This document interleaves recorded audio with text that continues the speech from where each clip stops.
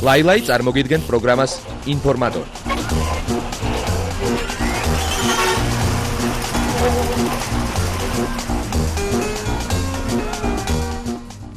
საღამოშვიდობისა დღის განმავლობაში ქართულ და უცხოურ შოუ ბიზნესში მომხდარი სიახლეებით ეთერშია ინფორმატორისა და ლაილაის 22 საათიანი გამოშვება. მოდით ნახოთ თუ რითი იყო საინტერესო 26 სექტემბერი ქართველი და უცხოელი ვარსკვლავებისათვის.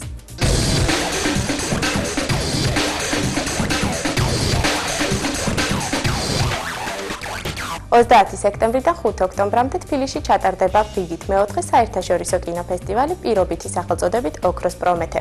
გასულ წლებში ეს ფესტივალი თეატრალური ფესტივალის საჩუქრის პროგრამით ტარდებოდა. წელს კი მან დამოუკიდებელი სახე მიიღო და იგი გაიხსნება ოთარ იოსელიანის ფილმით. აგრეთვე გაიმართება მიხეილ კალატოზიშვილის 100 წლის იუბილეისადმი მიძღვნილი საღამო და ფოტო გამოფენა. ამ მოვლენასთან დაკავშირებით კინოსახლში პრესკონფერენცია მოეწყო, რომელსაც ინფორმატორის გადამღები ჯგუფიც დაესწრო. ძალიან ვრცელი პროგრამა გვაქვს, რაც შეეხება ფილმებს, დაახლოებით 50-მდე, 45 ალბათ ვარცდები, მხატვრული ფილმი იქნება ნაჩვენები იქნება მოკლემეტრაჟიანი ფილმები და რამდენიმე დოკუმენტური სურათი. ფილმის ჩვენებამდე მოეწყობა ხაბატონ ნათი ამირეჯიბის წიგნის პრეზენტაცია. წიგნი ეძღვნება ბატონი ოთარის იოსელიანის შემოქმედებას. პროგრამა ნამდვილად ძალიან საინტერესოა. ნაჩვენები იქნება ფილმები ევროპიდან, ამერიკის შეერთებული შტატებიდან, აზიიდან და ქართული ფილმები. ის ფილმები, რომლებიც არ აქვს ნანახი მაყურებელს და ალბათ კინოს მოყვარულები ძალიან დაინტერესდებიან ამ პროგრამით. და ეს ბუნებრივიცაა. ფილმები მხოლოდ თითო სეანსზე არის გათვალისწინებული. სხვა მეტი შესაძლებლობა არ იყო უბრალოდ, იმიტომ რომ ფილმების რაოდენობა და კინოთეატრების რაოდენობა აბსოლუტურად თანახმადრაში არ მოხდა. რამდენიმე მომენტზე მინდა გავახმაყვილო კიდევ თქვენი ყურადღება. საკონკურსო პროგრამაში არის დიტო ციძაძის ფილმი, მისი ბოლო ნამუშევარი, გერმანიაში გადაღებული გასტროლის შიში. და რაც მთავარია, პარალელურად ეწყობა მიხეილ კალატოზიშვილის 100 წლის იუბილეისადმი მიძღვნილი საღამო და ორი ფილმი იქნება წარმოდგენილი მაყურებლისათვის. ახალ თაობას ნანახი არა აქვს ალბათ მეკუბა, რომელიც ძალიან საინტერესოა.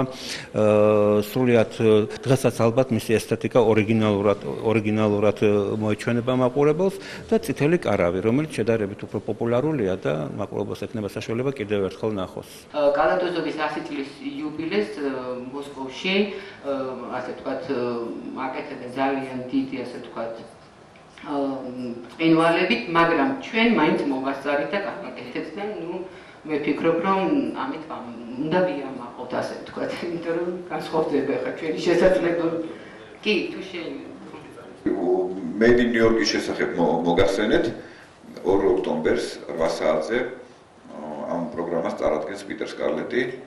და თუ არ ვცდები, ბატონი ელჩიც, ამერიკის შეერთებული შტატების ელჩი მიიღებს მონაწილეობას.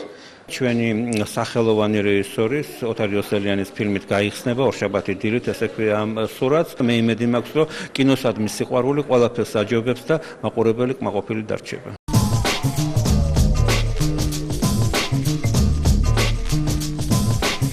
16 რაუნდში დათო ნადარეიშვილი ახალ პროექტს ამზადებს. 27 სექტემბერს მაყურებლის წინაშე წარსდგება ჯგუფი ლაით მოტივი და თავის პირველ ალბომს გააცნობს. აქვე იმასაც გეტყვით, რომ ჯგუფი პირველად შედგა 7 წლის წინ. შემდეგ იგი დაიშალა და ახლა განახლებული სახით წარსდგება მაყურებლის წინაშე.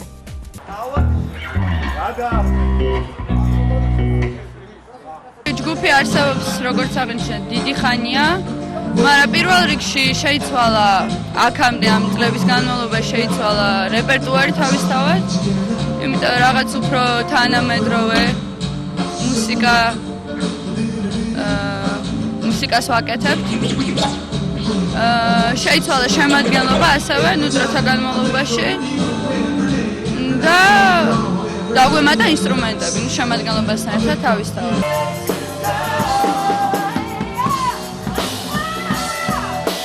27 სექტემბერს გამოვა ეს ჯგუფი პირველად სრული შემადგენლობით. წარმოადგენენ პოპს, მუსიკა არის არჩეული პოპის, 12 კომპოზიცია, რომელიც შესრულდება. თავარია რომ ცოცხლად დავაკეთოთ ის, რასაც ვაკეთებდით ადრე. დამატებით მოტანილი იქნება საუნდის გასაძლიერებლად სტუდიიდან აპარატურა, სტუდიური მიქსერები იქნება და ეხლა ვცდილობთ, რომ როგორმე იქნება ჩავწეროთ ეს კონცერტი, პირველი ლაივი კონცერტი იყოს, ჩანაწერი, რომელიც დისკის გამოშვებაც იქნება. თუ ეს არ გამოვიდა, დისკი უკვე მზადაა და ფაქტიურად პრეზენტაცია იქნება ამ დისკის 27 სექტემბერს.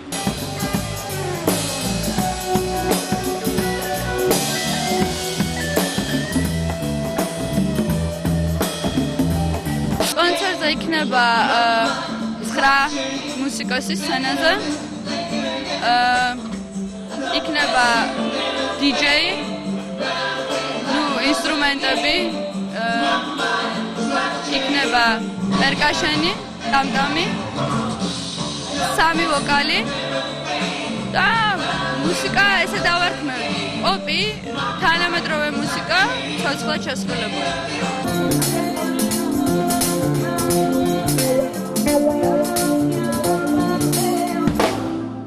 ეს ჯგუფი შევკრიბე 3 წლის დაშლილი ჯგუფი იყო და ვოკალი მქონდა მოსმენილი კლუბ ათინათში და გადავწყვიტე რომ ეს ჯგუფი ყოფილიყო უფრო ძლიერი ჯგუფი როგორც შემადგენლობით 9 კაციანი ჯგუფი საერთოდ რომ წარმოიშვა ეს ჯგუფი იყო 5 კაცია და დავამატეთ პერკუსიები დავამატეთ აი DJ-ზე ახლაც მიდის მუშაობა DJ-ით შეიძლება და ერთი ბექ ვოკალი მაკა გამყრელიძეც დაემატა და ბევრად უფრო შეივსო და ჟღერადი გახდა ამ ათინათს.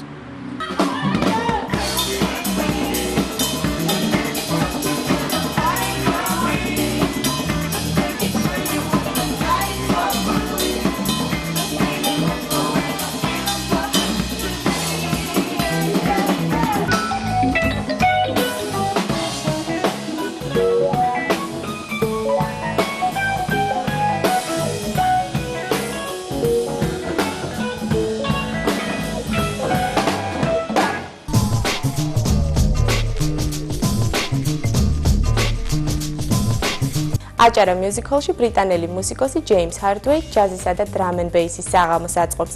ამასთან დაკავშირებით პრეს-კონფერენცია გაიმართა.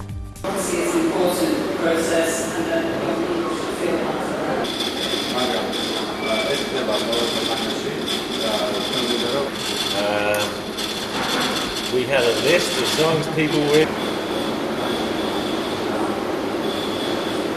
ჯეიმს ჰარდვეის სახელი გაგონილი მქონდა რასაკვირველია, იმიტომ რომ დრამ ენ ბეისში მუშაობს, მაგრამ ესე ახლოს არ ვიცნობ მის შემოქმედებას.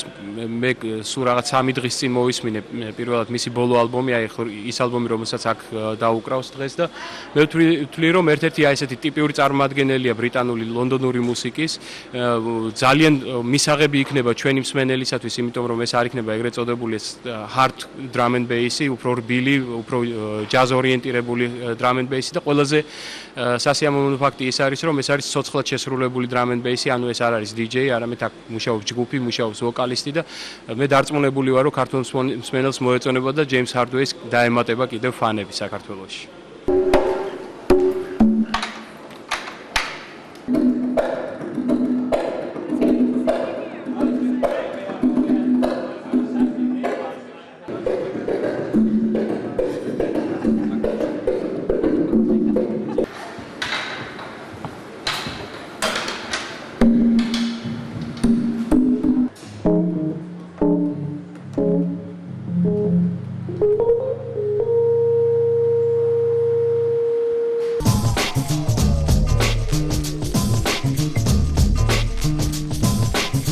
კინოსახლში კიდევ ერთი ქართული მხატვრული ფილმის პრემიერა შედგა. ეს გახლავთ რეჟისორ ლევან ანჯაფარიძის სრულმეტრაჟიანი ფილმი სახელწოდებით არის ასეთი ქვეყანა, რომელიც რა თქმა უნდა საქართველოსზეა. მთავარ როლებს ასრულებენ დათო დვალიშვილი, მიხეილ ჯოჯუა და ხათუნა იოსელიანი.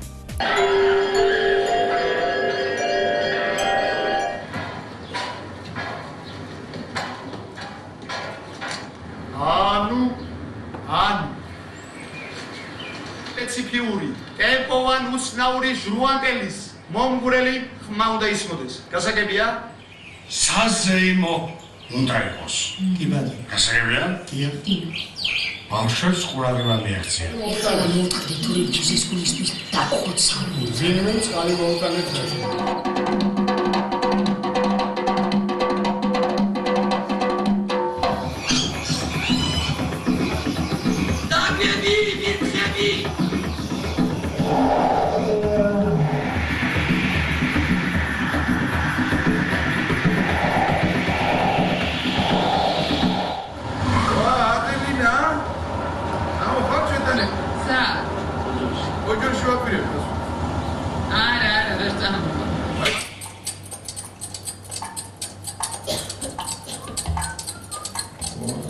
ალბათ ყველამ თქვენთვის ძალიან ბევრი ნაცნობი ეპიზოდი იხილეთ. იგივე ის ბუნკერი, იგივე ის აქედან წასული ახალგაზრდობა, ძალიან ბევრი რაღაცა. და ეს ალბათ რაღაცა დაგროვდა ჩემში და რაღაცა სურვილმა გადამაწყვეტინა, რომ ჯერ დაგვეწერა ესა და შემდეგ გადაგვეხო. ამ საშიშროებას, რომელსაც მე ვხედავ, აი ჩემებური ინტერპრეტაციით მოგაწოდეთ დღეს. ძალიან ეჭვმეპარება, რომ უცებ აღდგება ეს ყველაფერი და სინდისის ზარღვი ძალიან ძნელი შესაკერია მე თავიდან.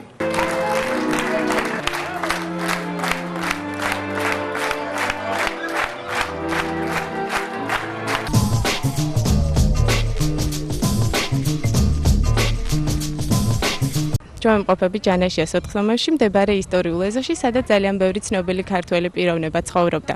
დღესდღეობით აქ მიმდინარეობს აქტიური მზადება აქცია კონცერტისათვის.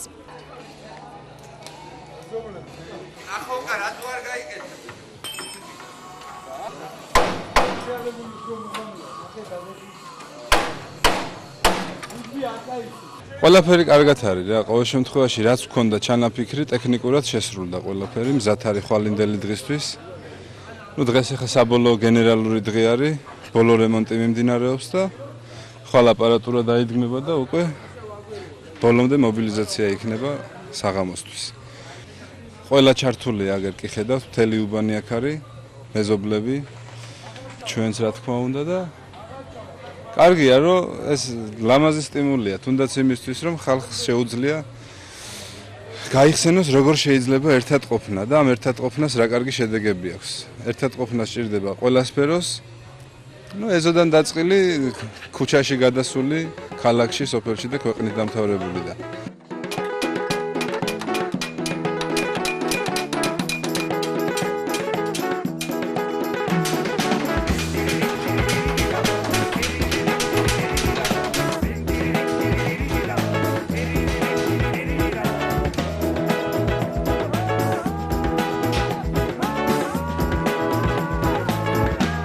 ეზოს მაცხოვრებლები იმდენად მონდომებულად მუშაობენ, რომ ვეღარ მოვითმინე და ვთხოვე, რომ მეც ჩავერთვე ამ საქმიანობაში.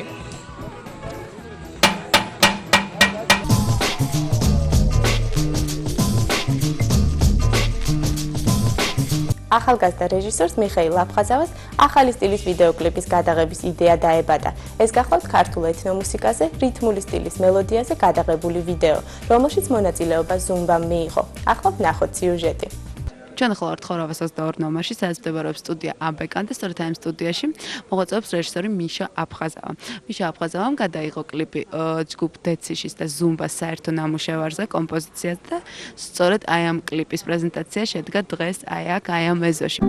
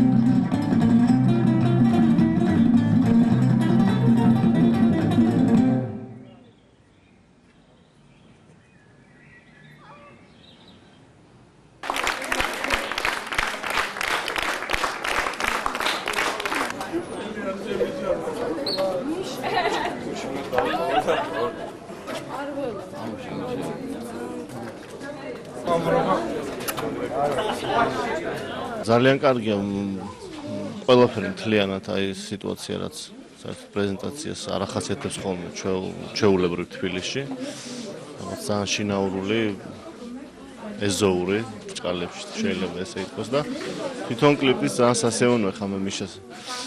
დიდი ხანია, არა, რამოდენი ხანია ვიცნობ და ძალიან ორიგინალურია თვითონ ის მომენტი კლიპში, რომ რაღაც არ ელოდები და უცებ რაღაცა ხდება, რაღაც ქმედება იწყება კლიპში. შავ თეთრიც მე თვითონ ძალიან მიყვარს. მოკლედ ძალიან ყვაყოფილია, შთაბეჭდილება შესანიშნავია. ჩემი პირველი ნამუშევარია და ძალიან მიხარია, რომ შედგა ის დღე რა ვიცი. მიყვარს ეს პროფესია საერთოდ. უფრო კლიპმეიკერობაზე არ მაქვს აქცენტი, უფრო მაინც კინოს ვსწავლობ და კინოზე, მაგრამ რატომღაც მოგვიწია მეგობრობაში და იმაში რომ გადავიღე ეს კლიპი რა.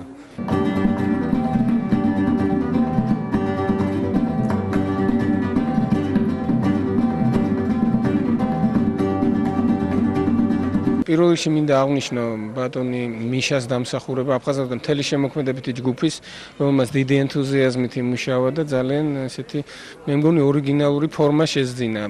ცოტა გვერდიდან რო შევხედოთ, ასე ვთქვათ, კინემატოგრაფიული თვალსაზრისით. მინდა რა თქმა უნდა ხაზი გაუსვა ზუმბას თანადგომას და იმ დამოკიდებულებას, რაც უკვე ტრადიციულია ჩვენსა და ზუმბას შორის. და თვითონ მუსიკალური თვალსაზრისით რა პოზიციები არის ამ მაშინ ნაწარმოებში ასე ვთქვათ. მე მგონი ზურიკო იტყვის ორიოდი სიტყვით არა?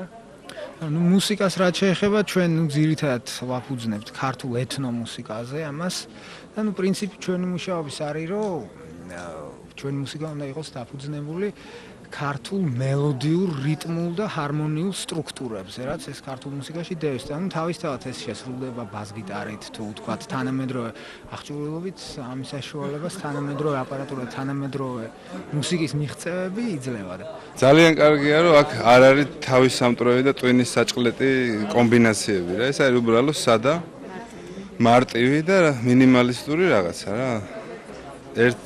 ერთი ხელის მოსმით გაკეთებული როგორც თვითონ კომპოზიცია, ისე გადაღებული და თუ ვიღაცა ამაში რაღაც სერიოზული და რა ქვია, ძირფესვიანი აზრების ძებნას დაიწყებს, ძალიან შეცდება. აქ არის უბრალოდ ცხოვრება, რაც ჩვენს ირგვლივ ხდება, მარტივიანით გადმოცემული, მეტი არაფერი.